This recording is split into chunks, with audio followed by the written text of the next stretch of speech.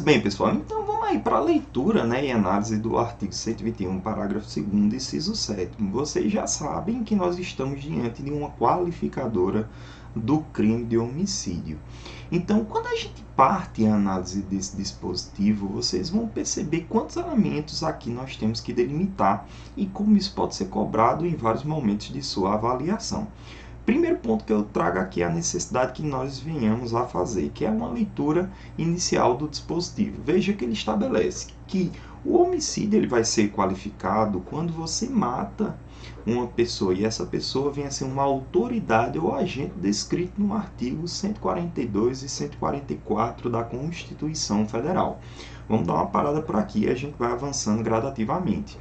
Nesse ponto, gente, eu quero que vocês percebam que nós estamos diante, logo de início, de uma norma penal em branco de fundo constitucional. Professor, o que é isso? Gente, quando nós pegamos a lei penal e vamos estudar o tipo penal, nós passamos a perceber que essa lei, ela pode ser, a conduta delitiva em si, ela pode ser completa ou incompleta. O que seria uma norma penal completa? É aquela norma que o legislador descreveu minuciosamente todos os seus elementos, descreveu o verbo do tipo e as elementares que compõem ele. Então não há maiores discussões. Por exemplo, quando a gente pega o caput do artigo 121, ele estabelece o verbo matar e a elementar alguém. Observe que todos vocês, ao ler aquele dispositivo, já compreendem o que ele quer dizer. É uma norma penal de tipo completo. Só que, às vezes, o legislador se utiliza de uma técnica legislativa que é a chamada norma penal incompleta, que pode ser uma norma penal incompleta valorativa ou em branco. A norma penal incompleta valorativa é muito comum nós nos defrontarmos com ela quando nós vamos analisar dolo e culpa, porque os elementos subjetivos da conduta partem de uma valoração que é feita pelo magistrado. Ele que vai trazer um juízo de valor para aquela delimitação. Então, nós teríamos ali um complemento valorativo, o que não é importante para esse momento de análise. O que nós temos que ter atenção diz respeito à figura da norma penal em branco, porque na norma penal em branco, o complemento, ele é normativo, certo? Então, a lei, ou aqui no caso, a Constituição, é que vai trazer esse complemento. Então, percebam que para que eu possa perceber quem são essas autoridades, para que eu possa delimitar o campo de aplicação desse dispositivo, eu preciso ir lá na Constituição e observar quem são as autoridades delimitadas no artigo 142 e artigo 144 da nossa CF. Por isso que esse dispositivo é chamado de norma penal em branco de fundo constitucional. Porque eu tenho um tipo penal sendo delimitado, mas que exige um complemento, que está na Constituição. O artigo 142 ele vai falar das Forças Armadas, Marinha, Exército e Aeronáutica. Não tem muita coisa para se falar aqui. Enquanto que o artigo 144, por sua vez, vai discutir a figura das Forças de Segurança Pública. Quem são elas? As polícias Federal, Rodoviária, Ferroviária, Polícia Civil, Polícia Militar, Corpo de Bombeiro Militar, não é o Corpo de Bombeiro Civil, certo? E sim os bombeiros militares. As polícias penais, que é a figura aí que guarnece o sistema prisional, e as guardas municipais. Professor, guardas municipais, sim, gente. Quando vocês forem estudar um artigo, sempre estude o artigo em sua unidade. Perceba que o nosso Código Penal ele diz os agentes descritos no artigo 144 da CF. Então, quando você pega o artigo 144 da CF, você passa a perceber que nós temos ali sendo delimitado, além destes que estão como órgãos em si do campo da segurança pública, nós temos lá no parágrafo 8º a possibilidade da criação de guardas municipais. em que muitos estados, especialmente nos municípios, atuam auxiliando no campo da segurança pública. Apesar de haver uma discussão muito ferrenha se elas são ou não realmente órgãos de segurança, mas que não resta dúvida que no dia a dia fazem um papel primordial para essa segurança. Então veja que elas também fazem parte desse rol que está descrito no artigo 144, uma vez que ela está lá no parágrafo 8º. Então é voltado diante da presença dessa qualificadora. Tá certo? Então, o primeiro ponto que eu quero que vocês percebam, quando nós estamos aqui discutindo a figura desse homicídio funcional, nós estamos aqui abarcando aquelas autoridades que são delimitadas no artigo 142 e 144 da CF. Mas não se encerra aqui. Veja que a gente ainda tem os integrantes do sistema prisional. Pessoal, tomem muito cuidado. Por quê? Veja que eu não estou me limitando a falar em policiais penais. Eu estou abarcando todo o sistema prisional. O diretor, o carcereiro, os atores da persecução no campo da execução. Então, muitas vezes, o examinador ele brinca com isso, dizendo que essa qualificadora se limitaria à figura do agente penal. Não, veja que ele vai além, ele diz, abarcando os integrantes desse sistema prisional. Certo? E aqui eu quero que vocês tenham uma atenção muito importante, porque percebam que dentro desse sistema prisional, nós temos que diferenciar, acima de tudo, a figura dos juízes e promotores. Porque o legislador ele não trouxe a figura dos magistrados e dos membros do MP. Isso gerou muitas críticas na doutrina, como outras que eu vou mostrar para vocês que fazem parte desse dispositivo. Certo? Então, quando a gente prossegue com a leitura, ele vai ainda descrever a Força Nacional de Segurança Pública. Essa Força Nacional de Segurança Pública foi criada para que a gente possa ter uma atuação mais incisiva, certo? De forma a haver uma federação em nível de cooperação, onde os estados e o DF cedem partes do seu efetivo para atuar em locais específicos quando há uma necessidade. Então, quando da presença dessa Força Nacional de Segurança Pública, nós vamos ter também aí essa tutela por meio de uma qualificadora específica que venha a ser o homicídio funcional. Indo mais além, ele vai descrever como é que essa conduta vai ser realizada. E aqui é um ponto que eu quero que vocês também tenham atenção, porque percebam que as autoridades são essas que nós delimitamos. Artigo 142 e 144 da Constituição. Integrantes do sistema prisional. Força Nacional de Segurança Pública. E o homicídio ele é praticado com um fim específico. Qual seja, em razão do exercício da função ou em decorrência dela. Então, aqui, o dolo da ação do sujeito precisa ser delimitado ao ponto na qual nós venhamos a perceber que ele tinha conhecimento que o sujeito que ele estava a matar era policial e ele assim o fez em decorrência disto.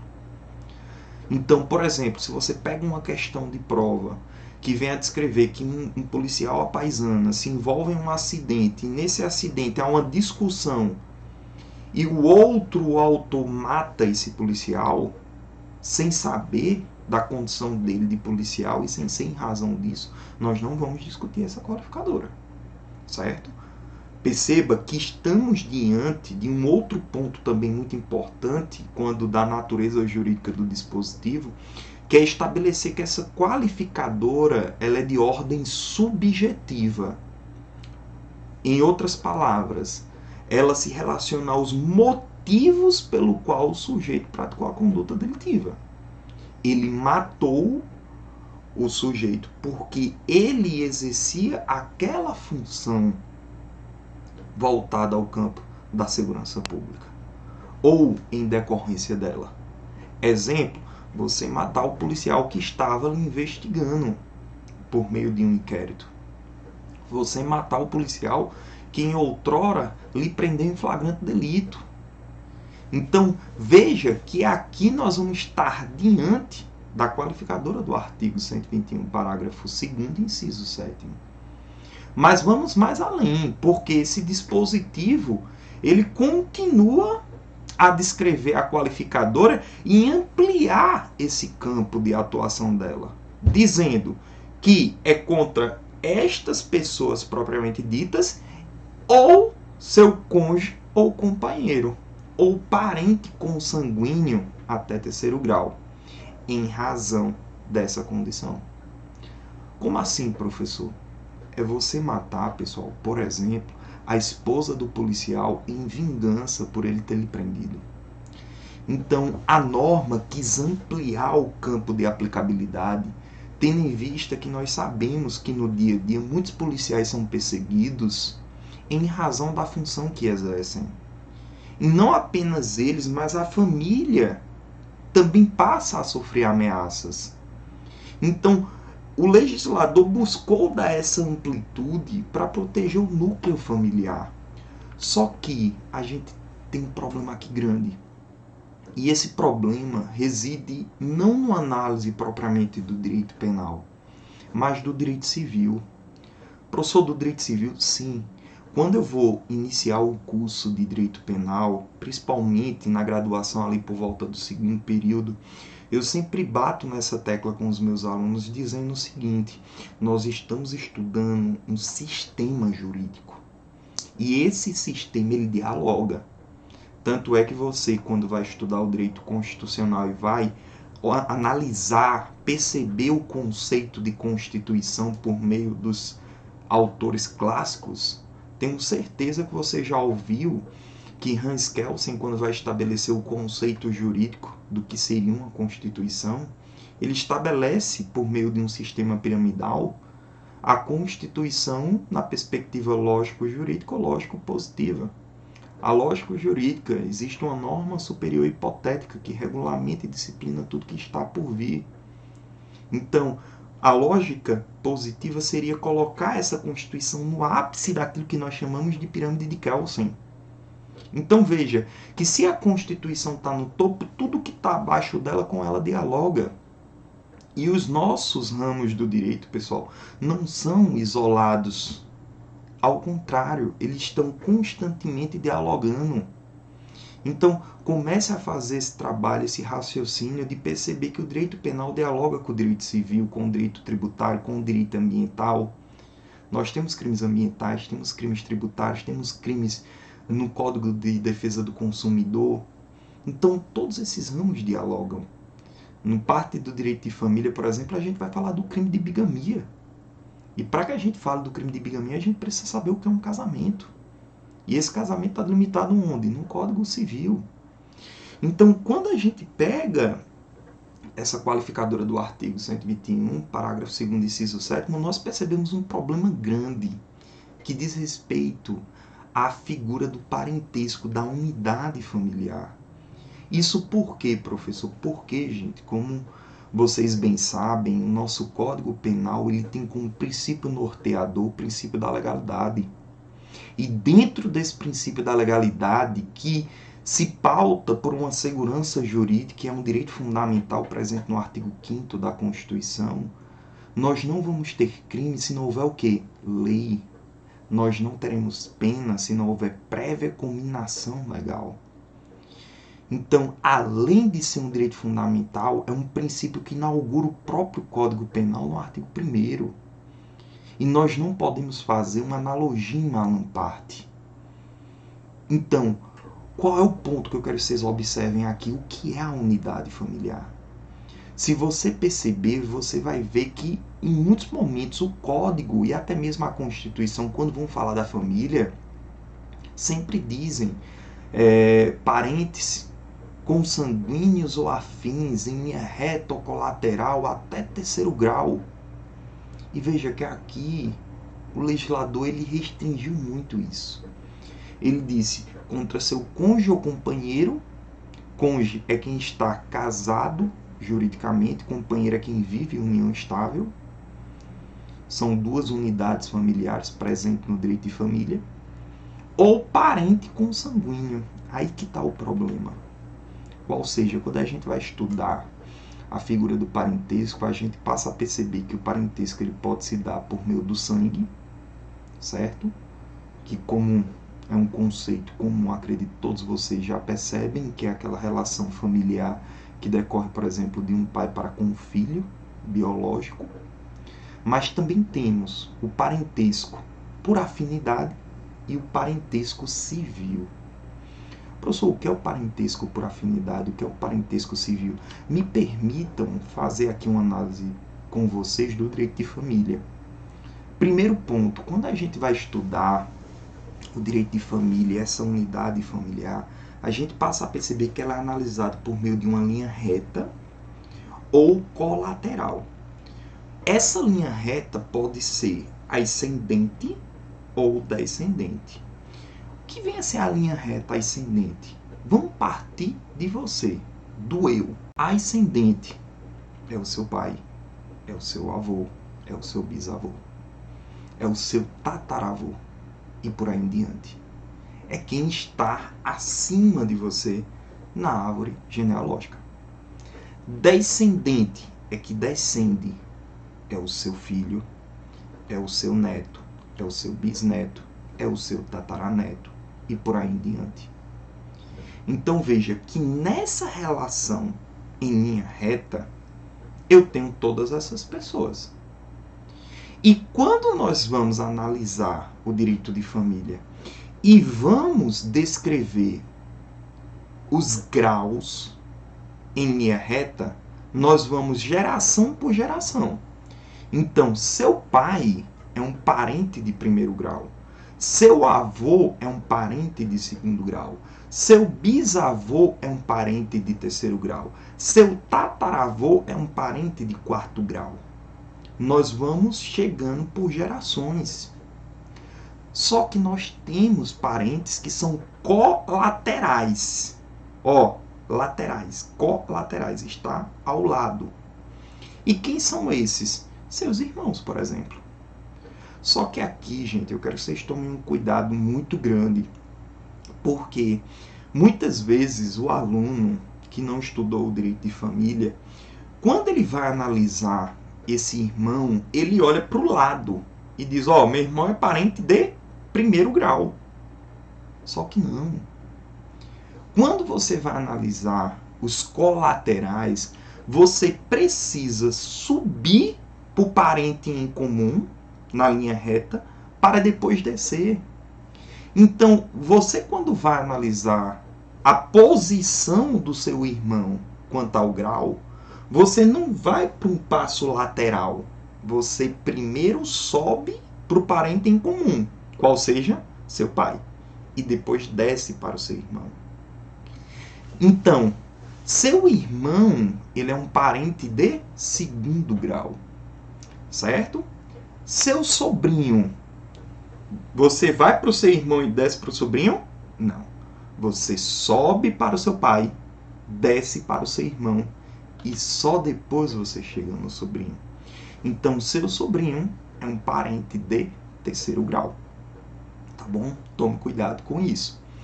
Indo mais além, você tem primos, né? Então, o que é que acontece? No dia a dia, isso o examinador brinca muito em vários momentos, porque usualmente, comumente, nós sempre dizemos, olha, ele é um primo de primeiro grau. Não, gente. O primo, ele não é de primeiro grau, juridicamente falando. Certo? Perceba que, primeiro, a análise dos colaterais sempre começa no segundo grau. Por quê, professor? Porque eu tenho que analisar a linha reta para depois ir para o colateral. Chego a ascendente em comum e depois desço. Então, vamos ver como é que fica a perspectiva do seu primo? Seu primo é filho do seu tio ou da sua tia, que é analisado com o seu pai.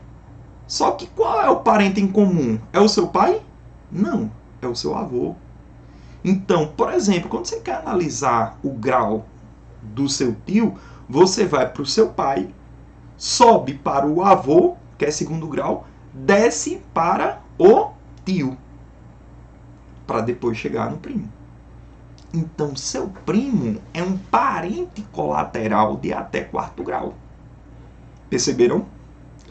Indo mais além, isso é o parentesco voltado à minha relação familiar. Só que eu posso casar.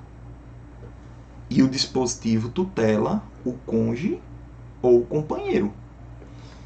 E minha esposa, ela também tem uma família. Ela também tem uma linha ascendente e uma linha descendente. Certo?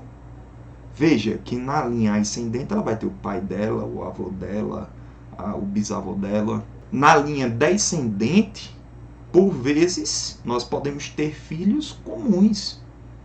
Mas nós também temos a possibilidade dela ou dele casar-se e já ser pai de uma criança. Então, por exemplo, se eu caso com uma mulher e ela já tem um filho que não é meu, esse filho vai ser o meu enteado. Isso, gente, não é um parentesco consanguíneo.